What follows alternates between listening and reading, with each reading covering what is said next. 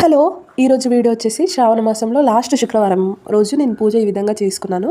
First ఇంటి ముందు ఈ విధంగా క్లీన్ చేసుకొని, తులసి కొట్టు దగ్గర కూడా క్లీన్ చేసుకొని ముగ్గేసుకున్నాను. పూజ భక్తి అని పక్కన పెడితే నాకు ఈ విధంగా చేస్తే ఆ రోజు మొత్తం పీస్ఫుల్గా అనిపిస్తుంది.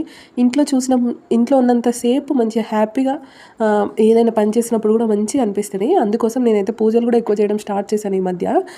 ఆల్రెడీ లాస్ట్ వరలక్ష్మి వ్రతం రోజు అంటే థర్డ్ శ్రావణ శుక్రవారం రోజు నేను ఆల్రెడీ పూజ చేశాను. నా ఛానల్లో కూడా పెట్టాను చూడండి. ఇది ఫైనల్గా లాస్ట్ ఫిఫ్త్ శ్రావణ శుక్రవారం కాబట్టి నేనైతే ఇంట్లో ఇలా సింపుల్గా పూజ చేసుకున్నాను. మళ్ళీ ఈరోజు ఆఫీస్ కూడా ఉంది.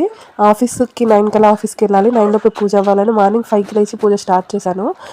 అండ్ ఇంట్లో సింపుల్గా ఒక 3 రకాల ప్రసాదాలు అయితే చేయాలనిపించింది.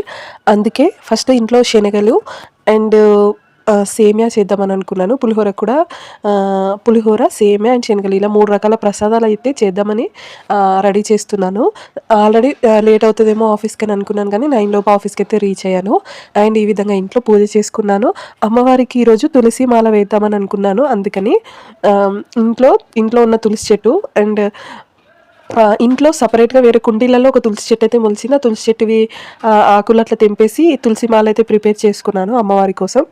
ఇదండి ఈరోజు వీడియో. నచ్చితే లైక్ చేయండి. నెక్స్ట్ వీడియో కోసం బెల్ ఐకాన్ని ప్రెస్ చేయండి. Until then keep smiling. Thank you. Bye by.